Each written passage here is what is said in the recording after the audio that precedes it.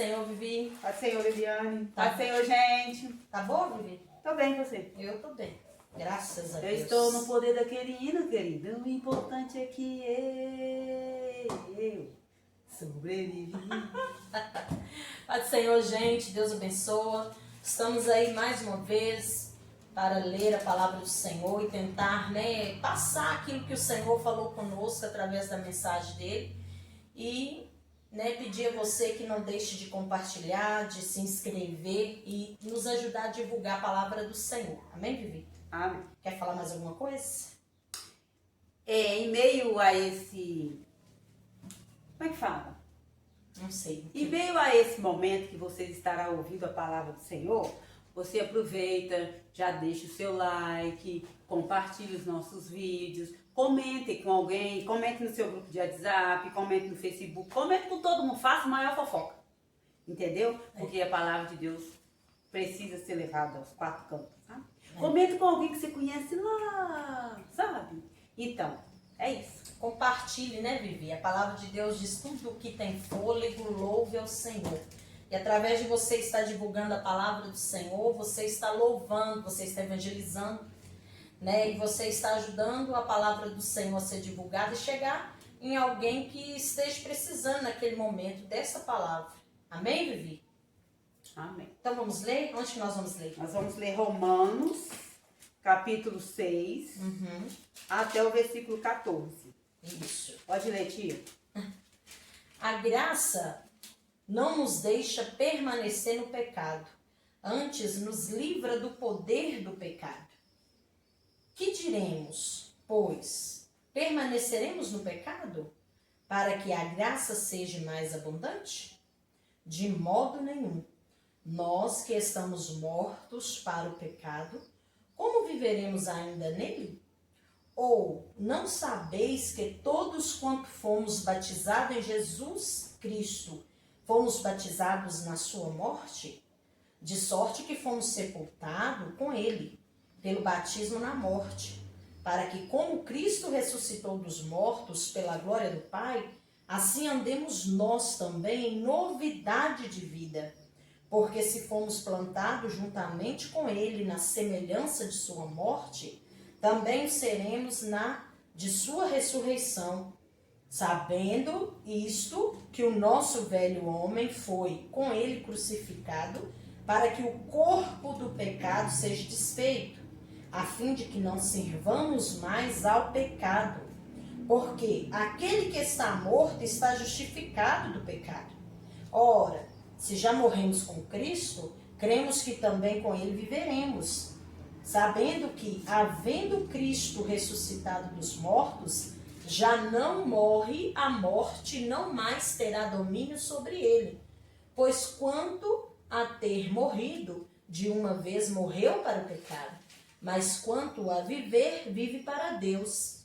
Assim também, vós considerai-vos como mortos para o pecado, mas vivos para Deus em Cristo Jesus nosso Senhor. Não reine, portanto, o pecado em vosso corpo mortal, para lhe obedecerdes em suas concupiscências.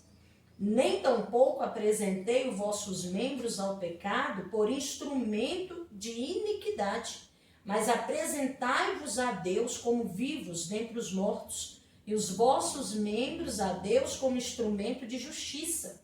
Porque o pecado não terá domínio sobre vós, pois não estáis debaixo da lei, mas debaixo da graça.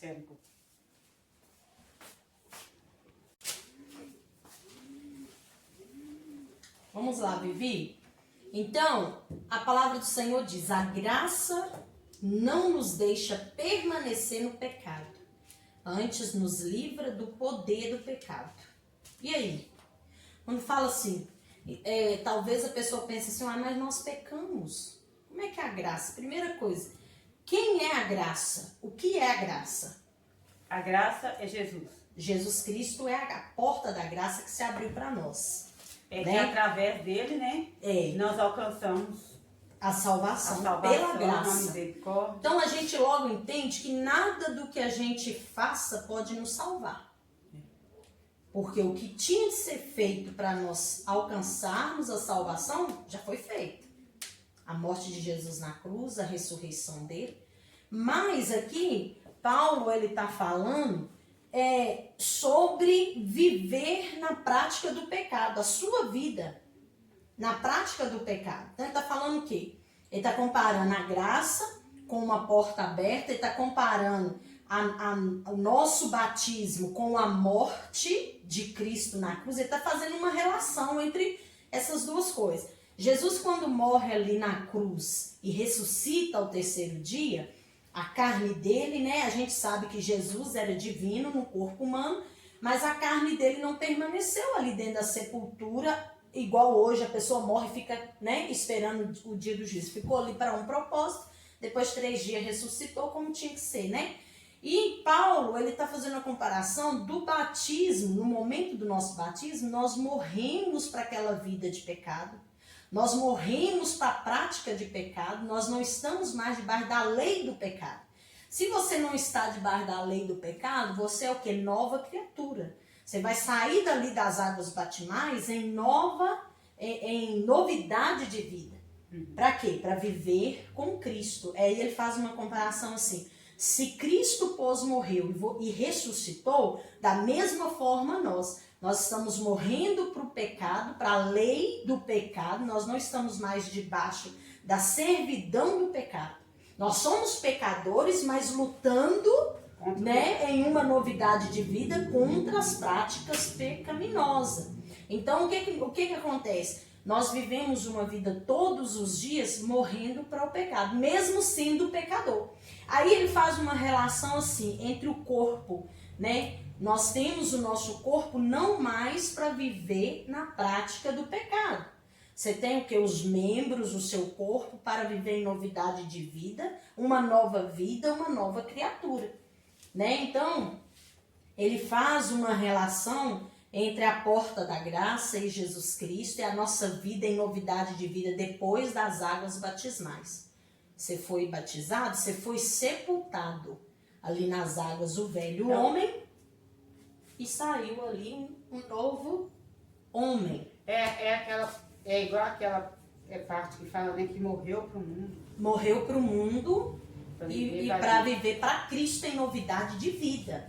Então, se você roubar, você não rouba mais.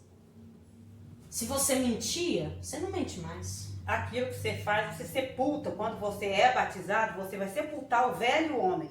As velhas práticas, as velhas coisas que você fazia, quando você batiza, você mergulha uma pessoa e na hora que você sobe, você é outra. Aí entra uma frase, Bibi. Aí você mergulha, você morreu. Morreu. Ao terceiro dia você ressuscitou. Aí é a hora que você sobe das águas, você é uma nova criatura em Cristo Jesus. Né? Isso.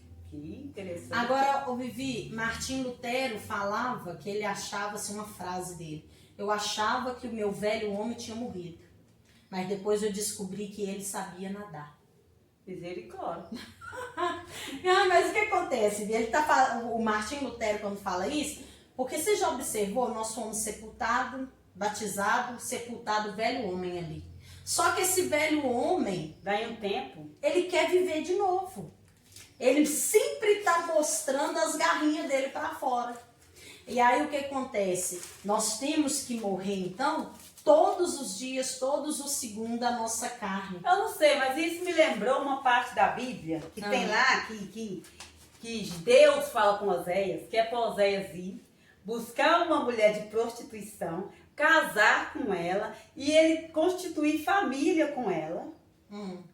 Para ele entender o que Deus estava passando na carne com relação a Israel.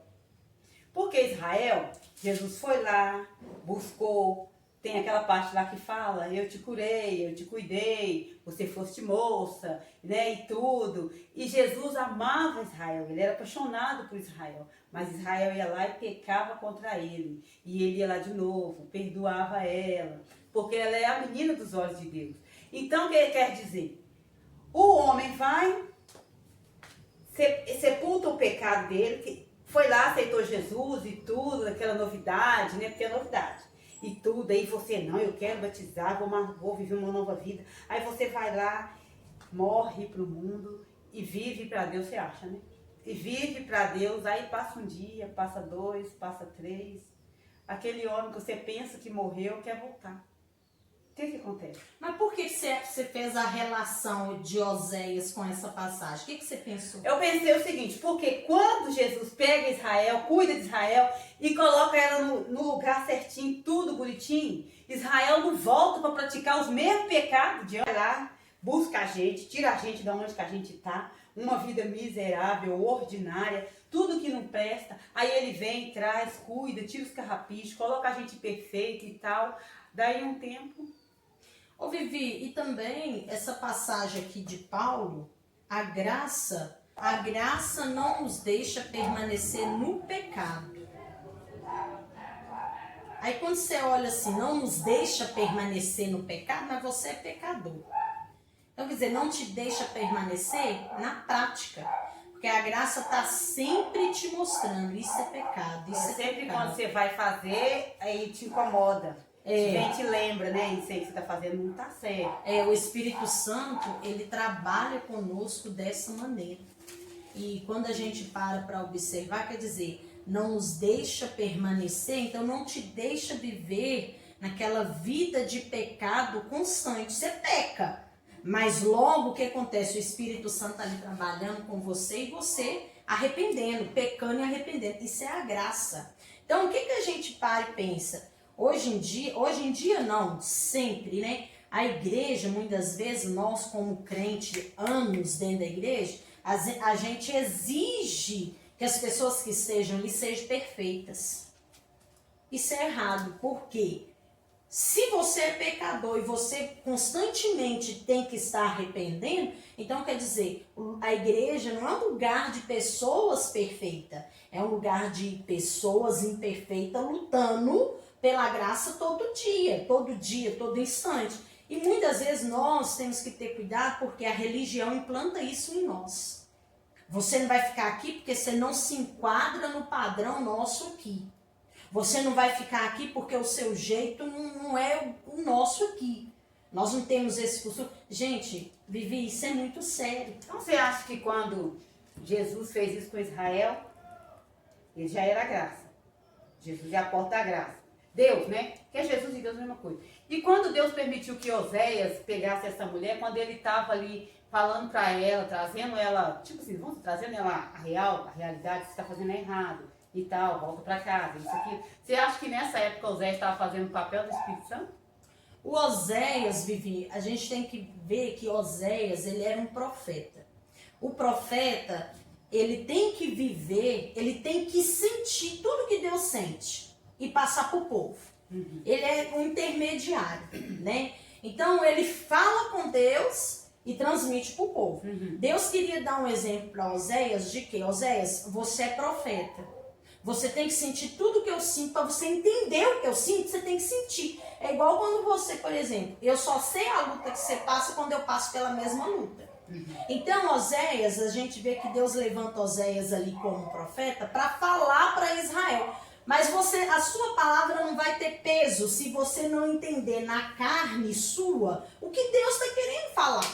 Então, o que Deus fez? Deu um exemplo, usou a vida de Oséias como exemplo. Oséias, você é profeta e você vai lá na casa da prostituição, pega uma mulher lá da prostituição e casa com ela. Você vai casar com ela, ela vai ter vários maridos, vai ter filhos que supostamente pode ser seu ou não.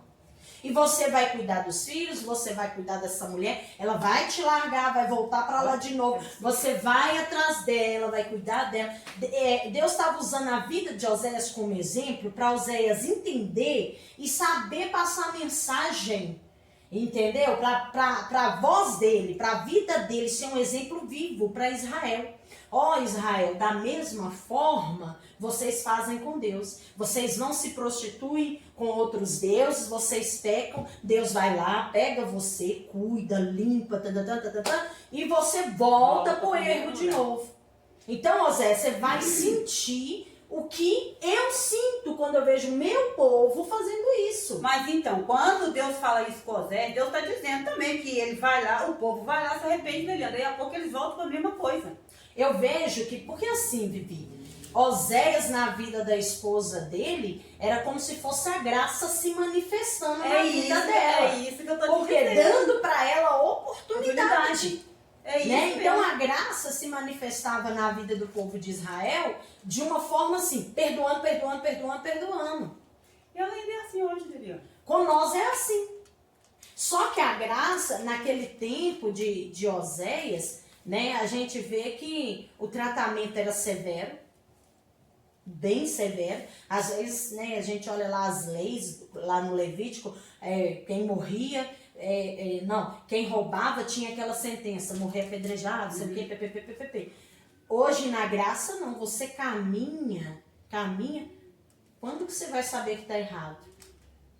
O Espírito Santo tá lá para te lembrar. Ele te lembra, mas se você morrer e não for salvo, né? Porque você persistiu, suponhamos assim, eu persisti no meu erro, perdi a minha salvação. Então, se a gente parar para observar, hoje é mais complicado do que no tempo da lei. Porque no tempo da lei tudo era severo, se roubasse tinha a sentença na hora, se prostituísse tinha aquela sentença era na hora, então você já sabia. A lei era usada... Mas naquela época, se bem que também veio Jesus. E quando chegou a hora da sentença, ele entrou com a graça. Que foi a mulher que ia ser apedrejada. Uhum. Ali ia cumprir a lei de novo. Mas a lei ali não estava sendo cumprida da forma que devia.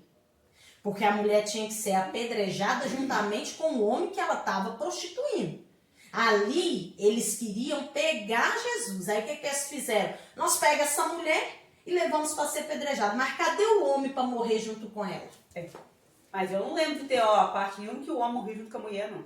Não, ali os homens que queriam apedrejar com a mulher, Vivi talvez até era um deles. Então acontece, quando isso lá ia acontecer, aí Jesus entra. Com a graça, é da graça que nós estamos falando. Isso, mas Jesus entrou com a graça na vida. Oh, Deus é tão maravilhoso. Dizendo. Entra com a graça na vida da mulher e entra com a graça na vida de quem queria apedrejar. Deles mesmo. Então, Jesus é maravilhoso, a porta da graça. Ele estava mostrando que se Entendeu? vocês querem cumprir a lei, cumpre direito.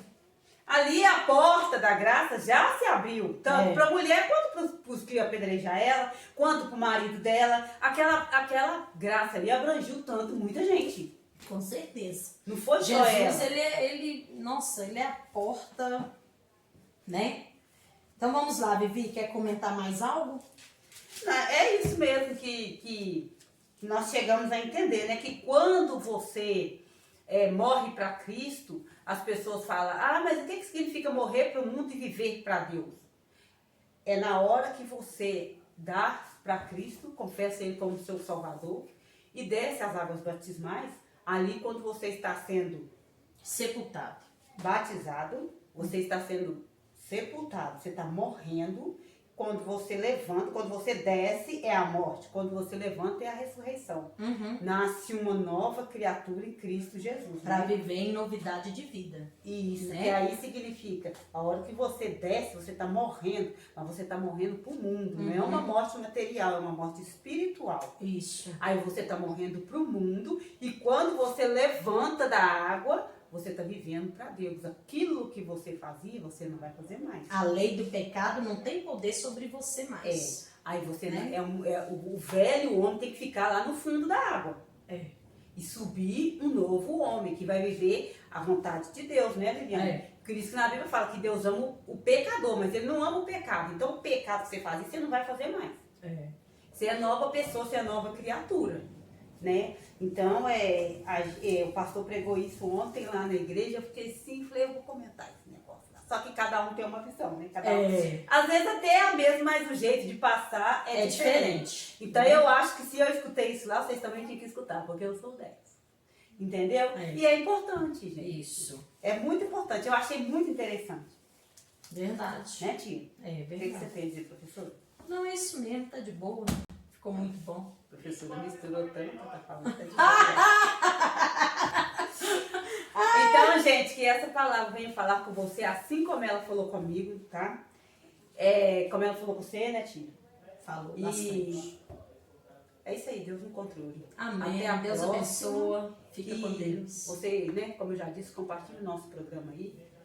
Amém. E continue nessa fé aí, porque vai dar tudo certo. Amém. Graças a Amém? Deus. Paz do Senhor, Liliana. Paz do Senhor, viva. Paz do Senhor, gente. Até a próxima. Amém.